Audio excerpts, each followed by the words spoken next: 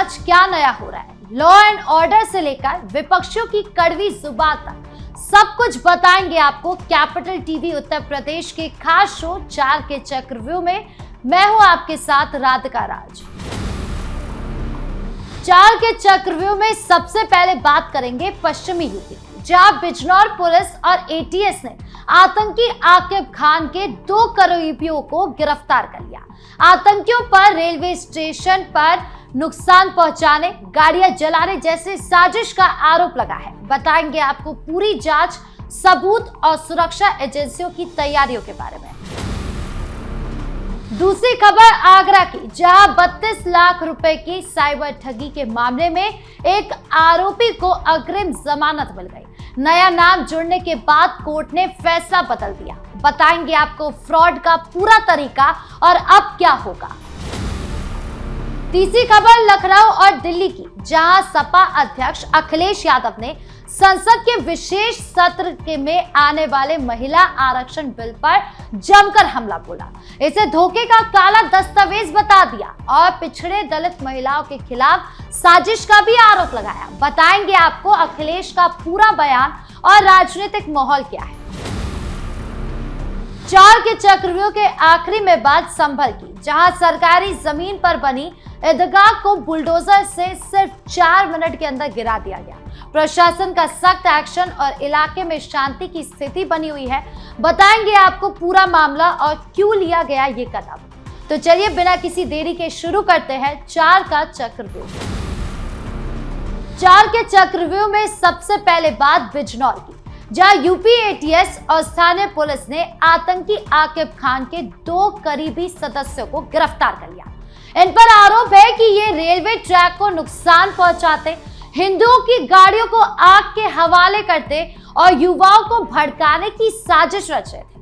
यह सिलसिला पिछले साल से चल रहा था। 23 नवंबर को इंस्टाग्राम लाइव पर कुछ युवक एडवांस हथियार दिखाते हुए वीडियो डालते पकड़े गए थे। इसके बाद आर्म्स एक्ट और आईटी एक्ट के तहत केस दर्ज हुआ। जांच आगे बढ़ी तो दुबई में बैठे आकिब खान का नाम सामने आया, जो मेरठ का रहने वाला है। जिसके बाद अब बिजनौर पुलिस और एटीएस ने 2 बड़े सदस्यों को दबोच लिया। पहला है समीर और दूसरा है राजू राम गोदारा। राजू राम एक टेलीग्राम ग्रुप का एडमिन था, जहां एंटी नेशनल गतिविधियां चल रही थी। पूछताछ में सामने आया कि समीर महाराष्ट्र में नौकरी की तलाश में गया था और वह व्हाट्सएप ग्रुप के जरिए आकिब के नेटवर्क में शामिल हो गया। उसे पैसे का लालच दिया गया। इसके पास से 2 मोबाइल फोन बरामद हुए, जिसमें आपत्तिजनक वीडियो, हथियारों की तस्वीरें और साजिश की प्लानिंग के मैसेज मिले। प्लान था कुछ खास धार्मिक निशाना या स्लोगन वाली गाड़ियों को आग लगा दी जाए, रेलवे ट्रैक को डैमेज कर दिया जाए और युवाओं को गलत राह पर ले जाया जाए। ADG law and order Amitabh Yash ने बताया कि ग्रुप के सदस्यों ने युवाओं को भड़काने और वाहन जलाने की बात कबूली है। 5 दिन पहले 10 अप्रैल को भी 2 अन्य लोगों, उबैद मलिक और जलाल हैदर को गिरफ्तार किया गया था। अब इन गिरफ्तारियों के बाद डिजिटल सबूतों की जांच तेज कर दी गई है। अब देखना होगा कि पूरा नेटवर्क कितना बड़ा है और आगे कितनी गिरफ्तारियां होती है। खबरों में अब बात आगरा की, जहां 32 लाख रुपए की साइबर ठगी के मामले में एक आरोपी को अग्रिम जमानत मिल गई। मामला 2023 का है, लेकिन जांच में नया मोड़ आने के बाद कोर्ट ने फैसला बदल दिया। ये फ्रॉड इंश्योरेंस पॉलिसी के नाम पर हुआ। मनोज कलरा के पास 2016 में मैक्स लाइफ इंश्योरेंस की 6 पॉलिसी। मार्च 2023 में कंपनी की तरफ से फोन आया कि एक पॉलिसी मैच्योर हो रही है, जिसकी वैल्यू करीब 3,91,000 रुपए है। फोन करने वालों ने उन्हें समझाया कि सारी पुरानी पॉलिसी बंद करके एक नई पॉलिसी में कन्वर्ट कर ले तो ज्यादा फायदा होगा। पीड़ित पर भरोसा जताते हुए उन्होंने ऑनलाइन ट्रांसफर के जरिए कुल 32 लाख रुपए आरोपी के अकाउंट में भेज दिए। बाद में पता चला कि ये पूरा खेल तो साइबर ठगी का था। साइबर पुलिस स्टेशन में केस दर्ज हुआ। अब हाल ही में एडिशनल डिस्ट्रिक्ट जज संजय कुमार मलिक की कोर्ट ने आरोपी गुलशन रजौरिया को अग्रिम जमानत दे दी। कोर्ट ने यह फैसला इसलिए दिया क्योंकि जांच में एक और आरोपी के बयान से नया नाम जुड़ गया। पुलिस अभी भी बाकी आरोपियों की तलाश कर रही है और जांच अभी भी जारी है। पीड़ित को काफी ज्यादा नुकसान हुआ, 32 लाख का नुकसान था। ये मामला एक बार फिर याद दिला रहा है कि इंश्योरेंस या बैंक के नाम पर आने वाले फोन कॉल्स पर कितना सावधानी बरतना चाहिए। अब कोर्ट में आगे सुनवाई होगी, अब देखना होगा कि बाकी पैसे की रिकवरी हो पाती है या फिर नहीं। खबरों में अब बात अखिलेश यादव की। अखिलेश यादव ने संसद के विशेष सत्र में लाए जा रहे महिला आरक्षण बिल पर तीखा हमला बोला। उन्होंने इसे धोखे का काला दस्तावेज करार दिया। कहा कि यह पिछड़े और दलित समाज की महिला को हमेशा के लिए कमजोर करने की साजिश है। अखिलेश यादव ने जब तक इस बिल के अंदर पिछड़े मुस्लिम वर्ग की महिलाएं नहीं शामिल की जाएगी, हम समाजवादी लोग इसका साथ नहीं देंगे, ये कहा। उन्होंने बीजेपी को एक्सपायरी डेट के अंतिम महीनों में चल रही सरकार बताया। सुनिए और क्या कुछ कह रहे अखिलेश यादव। महोदय, अनडेमोक्रेटिक बात माननीय मंत्री जी ने कही। हो सकता है उन्होंने धर्म की बात कही हो, लेकिन पूरा देश आदि आबादी को आरक्षण चाहता है। अध्यक्ष महोदय, मैं माननीय मंत्री से जानना चाहता हूं, क्या मुस्लिम महिला आदि आबादी में नहीं आती हैं? नहीं होनी ना देंगे। समाजवादी पार्टी सारी टिकटें मुस्लिम महिलाओं को दे दे, हमें कहां आपत्ति है, हमें कोई आपत्ति नहीं है। ना सिर्फ अखिलेश यादव बल्कि सपा सांसद ने भी जमकर जहर उगला। एक सांसद ने कहा, अगर बिल अच्छी नीयत से लाया जा रहा है तो हमें कोई दिक्कत नहीं, लेकिन अगर इसे दूसरे बिलों को पास कराने के लिए इस्तेमाल किया जाएगा तो बहस तो जरूर है। दूसरी तरफ दूसरे सांसद कह रहे हैं कि जल्दबाजी पर सवाल उठा रहे हैं कि इसे 2021 की जनगणना के बाद लाना चाहिए था, उसके बाद हम ये सब करते।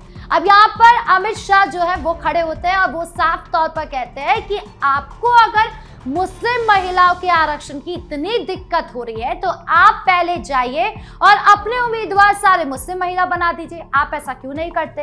अगर आपकी सरकार बनती है तो क्या आप मुख्यमंत्री बनाएंगे किसी मुस्लिम को? तब अखिलेश यादव एकदम चुप होकर बैठ जाते हैं। यानी ये उनकी जो दोहरी चाल है, वोट बैंक की राजनीति है, वो भी वहां जहां पर महिला आरक्षण की बात हो रही है, इसको लेकर वो एक्सपोज हो गए हैं और बुरी तरीके से फंसते नजर आ रहे हैं। अखिलेश यादव का कहना है कि पहले नई जनगणना होनी चाहिए, तभी सही आरक्षण तय हो सकता है। ये बयान संसद के विशेष सत्र के बीच आया है। अब देखना होगा कि संसद में इस बिल पर क्या फैसला होता है। चार के चक्रव्यूह के आखिरी में बात करते हैं संभल की, जहां प्रशासन ने सरकारी जमीन पर बनी ईदगाह को बुलडोजर से सिर्फ 4 मिनट में ध्वस्त कर दिया।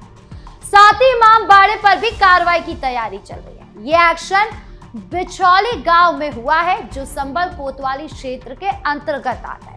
ईदगाह 87 वर्ग मीटर सरकारी जमीन पर बनी थी, जो पशु चराई के लिए रिजर्व थी।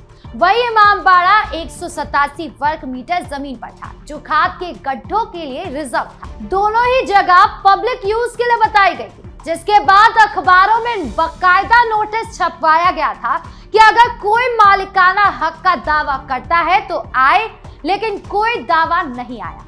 तहसील कोर्ट के आदेश पर एसडीएम की टीम ने भारी पुलिस बल के साथ फिर एक्शन लेना शुरू कर दिया।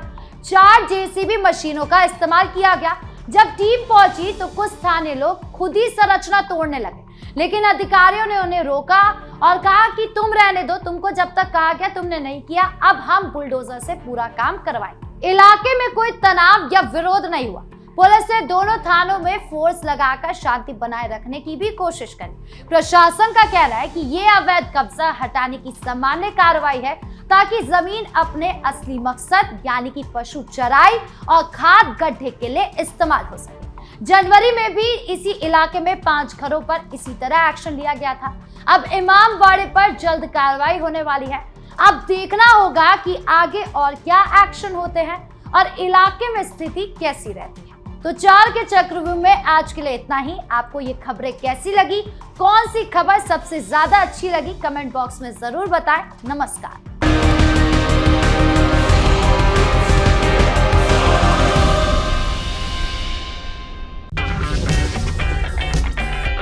अगर आपको हमारा वीडियो पसंद आया हो तो इसे लाइक करें, हमारे चैनल को सब्सक्राइब करें और हाँ, बेल आइकन दबाना ना भूलें ताकि आप तक हमारे वीडियो की नोटिफिकेशन पहुंचती रहे।